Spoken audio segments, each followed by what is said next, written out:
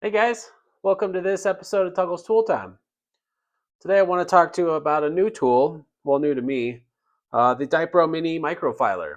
This company's out of Sweden, and they sell these microfilers, which are great to get into little areas where you don't have a lot of room. They sell them for the Flexshaft, I believe. I actually have one for the NSK. Let's dive in and check out the tool. So the microfiler comes in a nice little hard shell case like this. Open it up. This is going to be the filer. Now they do sell these in different stroke lengths. I have the 0.5 millimeter stroke length, and what that means is how far the tool will actuate in and out. So there's 0.5 millimeter, 1 millimeter, and I believe 1.5 millimeter. A couple things to take note about the filer. You want to limit your NSK to 10. Any higher than that, and it's just hard on the internal components. The handpiece screws straight in. These are going to be the different array of attachments that I have for it.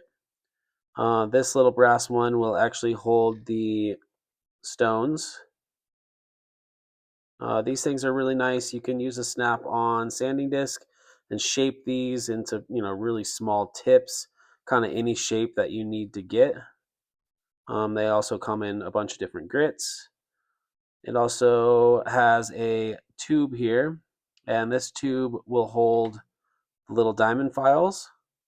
It seems like they have these in a bunch of different grits. My favorite has been this little barrette style one.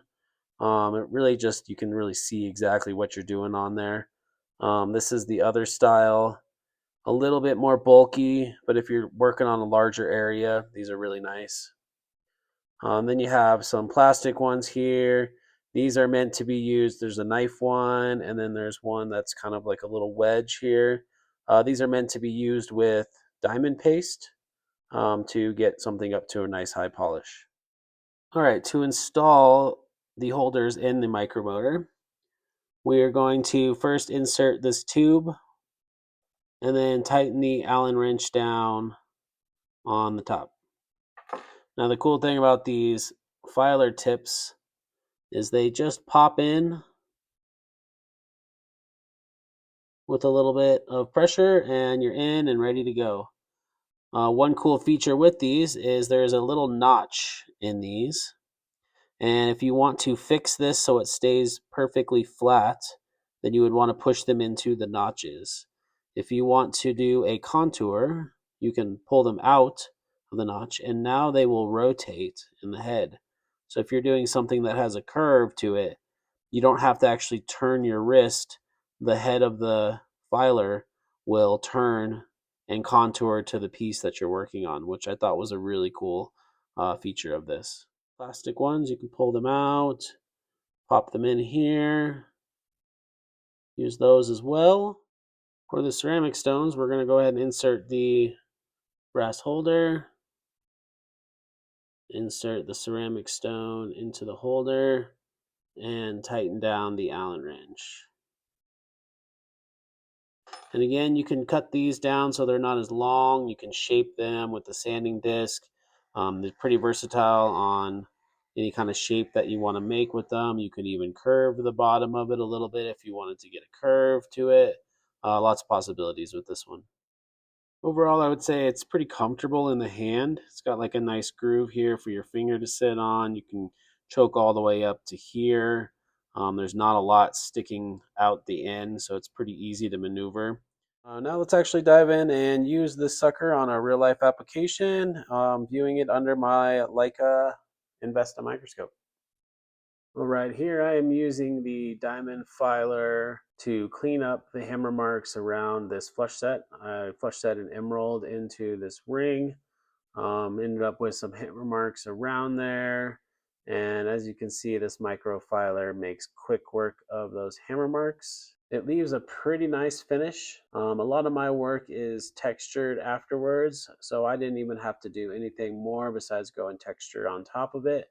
If you were going to want to polish it, This is kind of where I would step up with the ceramic stones and really sand that up to a finer grit. Then you could even use the diamond paste and the polishers if you wanted it to be a mirror polish. Here is an application where I am cleaning up this solder seam on the inside of this gallery. This is platinum. Also, it is a slight curve to this, so I did unlock the diamond file so that it contoured nicely as I swiped it side to side. This is a great application because trying to get a regular file or anything in here, you don't really have much length to really push the file to make it do anything. As you can see here, now I have a nice flat cleaned up seam. Overall, I've really been liking this tool. Obviously, I'm just scratching the surface of all of its capabilities. My probably favorite thing is the diamond file tips in there. They just make quick work of cleaning up bezel tops, any kind of hammering that you need to be very precise in your filing. I'm excited to kind of explore the diamond paste and even making some wood tips for it to carve on the bottom of gemstones. So if you're a fantasy cutter and are looking for something to polish the inside or the bottom and the grooves of your stones, stay tuned for another video. That's kind of what I'm going to be exploring next with it. I do think it would work really well though. Thanks for joining me this week on Tuggle's Tool Time. Hope to be doing more of these videos for you guys. Drop a comment down below and let me know what you think.